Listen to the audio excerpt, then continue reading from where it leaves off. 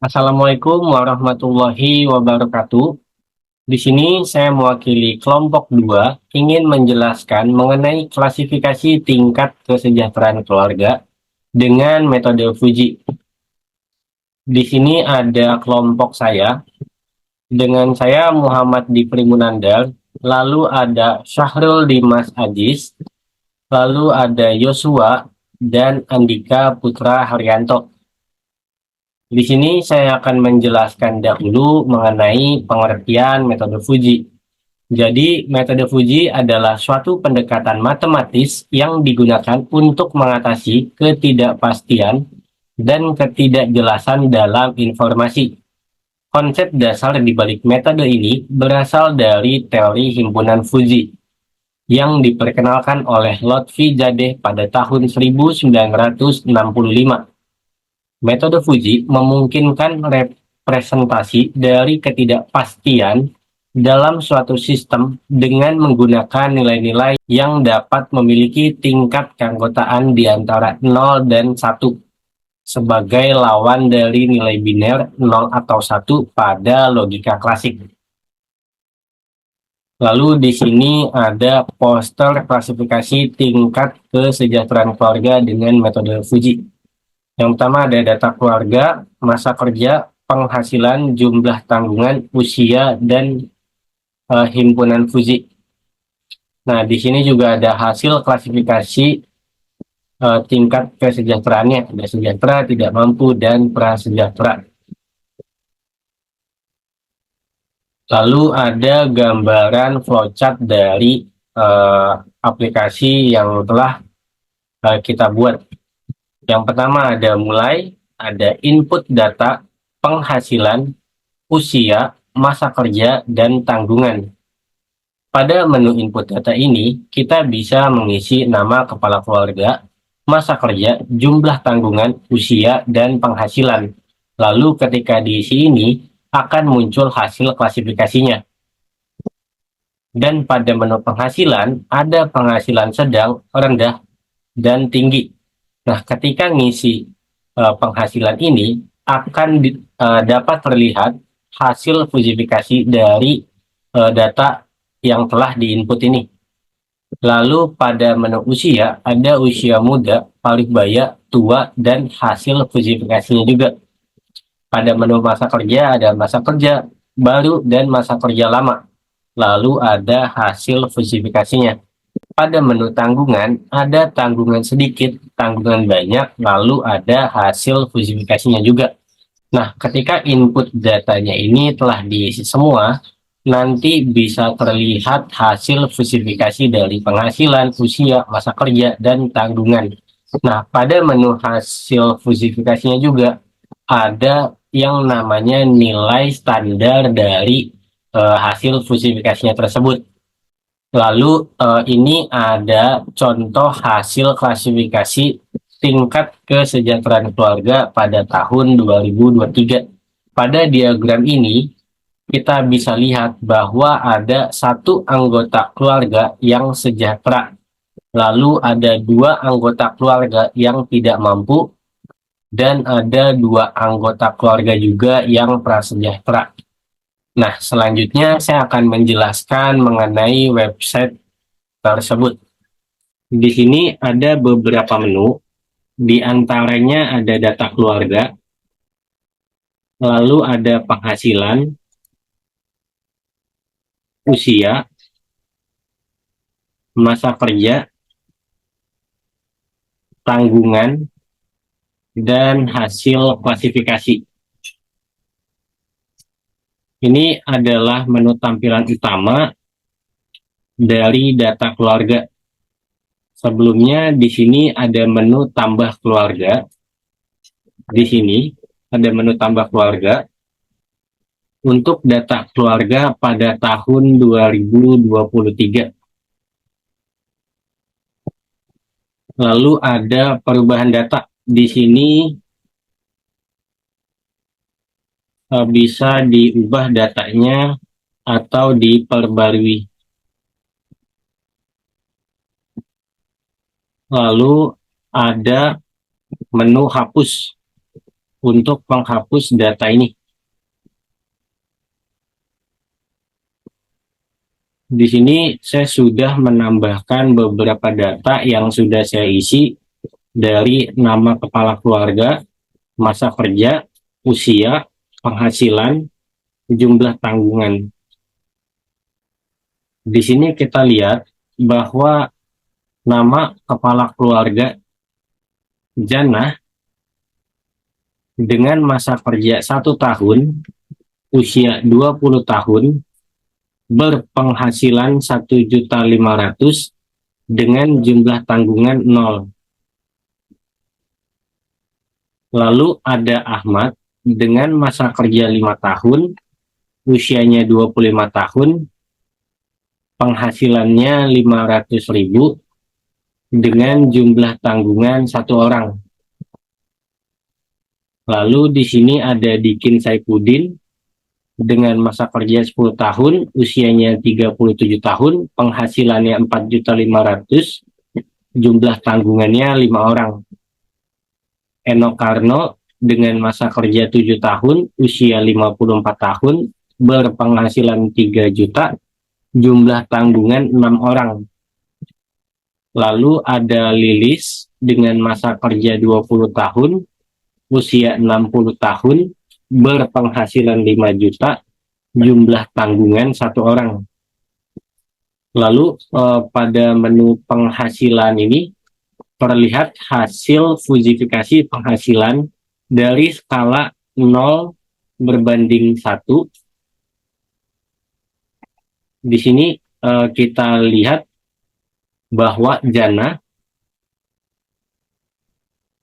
dengan derajat keanggotaan gaji rendah dengan skala 0,3, lalu Ahmad dengan gaji rendah skala 1, Dikin Saifuddin dengan gaji tinggi skala 0,5, Eno Karno dengan gaji sedang skala 1, lalu ada Lilis gaji tinggi skala 1. Nilai dari skala ini didapat dari patokan himpunan variabel penghasilan, bahwa di sini skala rendah dari 500, 950, batas atasnya 2 juta. Lalu skala sedang 2.500.000, batas tengahnya 3 juta, batas atasnya 3.500.000. Dan tinggi 4 juta, batas tengahnya 4.500.000, batas atasnya 5 juta. Nah, di sini bisa diubah-ubah untuk meningkatkan standar himpunan tinggi gaji. Lalu di sini ada menu usia. Pada menu usia juga sama, dari skala 0 berbanding 1. Di sini ada Jannah, usia muda, skala 1. Lalu ada Ahmad, usia muda dengan skala 0,5. Dikin Saifuddin, paruh baya dengan skala 0,4. Eno Karno, tua dengan skala 0,4. Lalu ada Lilis, tua dengan skala 1. Di sini kita bisa lihat himpunan variabel usia. Nah, pada usia muda, batas bawah 20 tahun, batas tengah 25 tahun, batas atas 30 tahun.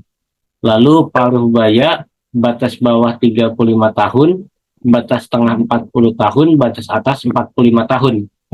Lalu yang tua, batas bawah 50 tahun, batas tengah 55 tahun, batas atas 60 tahun. Lalu di sini pada menu masa kerja, di sini ada Jannah dengan masa kerja baru skala 1, lalu Ahmad masa kerja baru skala 0,4, Dikin Saifuddin masa kerja lama skala 0,09, Eno Karno masa kerja baru skala 0,14, lalu ada Lilis masa kerja lama dengan skala 1 dengan himpunan variabel masa kerja, baru batas bawah 1 tahun, batas tengah 5 tahun, batas atas 8 tahun. Lalu untuk masa kerja lama, batas bawah 9 tahun, batas tengah 15 tahun, batas atas 20 tahun. Lalu pada menu tanggungan, ada Janah dengan derajat keanggotaan sedikit skala 1, Ahmad dengan derajat keanggotaan tanggungan sedikit skala 0,6, Dikin Saipudin dengan derajat keanggotaan tanggungan banyak skala 0,5, Enok Karno dengan derajat keanggotaan tanggungan banyak skala 1, lalu ada Lilis dengan derajat keanggotaan sedikit skala 0,6.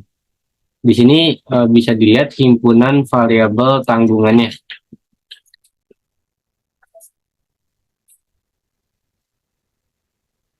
Nah, kita lihat skala sedikit, batas bawah 0, batas tengah 2 orang, batas atas 3 orang, lalu skala tanggungan banyak, di sini batas bawahnya 4 orang, batas tengah 5 orang, batas atasnya 6 orang. Nah, nilai-nilai pada menu penghasilan, menu usia, menu masa kerja, dan menu tanggungan ini didapat dari data keluarga pada saat pertama kali ditampilkan ini. Jadi menu-menu ini semua didapat dari skala ini. Masa kerja, nama kepala keluarga, usia, penghasilan, dan jumlah tanggungan. Lalu yang terakhir ada menu hasil klasifikasi. Pada menu klasifikasi ini terlihat bahwa hanya satu keluarga yang memperlihatkan grafik sejahtera, lalu ada 2 keluarga yang tidak mampu, dan 2 keluarga lagi dengan prasejahtera.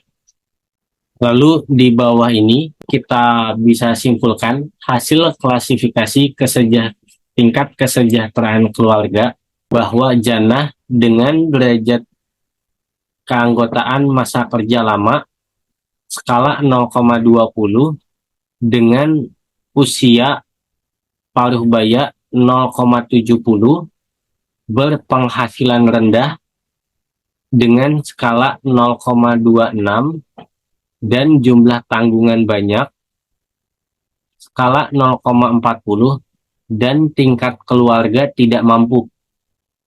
Lalu ada Ahmad dengan derajat keanggotaan masa kerja baru skala 0,33 dengan usia muda skala 0,99 dengan derajat keanggotaan penghasilan tinggi dengan skala 0,13 dan jumlah tanggungan sedikit skala 0,80 dengan tingkat keluarga prasejahtera. Lalu ada Dikin Saipudin dengan masa kerja lama skala 0,43, usia paruh baya skala 0,70, berpenghasilan sedang skala 0,75 dengan jumlah tanggungan banyak skala 0,20, tingkat keluarga tidak mampu. Lalu ada Enok Karno dengan masa kerja lama skala 0,99, derajat keanggotaan usia tua skala 0,60, berpenghasilan tinggi skala 0,53, jumlah tanggungan banyak skala 0,80, tingkat keluarga prasejahtera. Yang terakhir ada Lilis dengan masa kerja lama skala 0,83,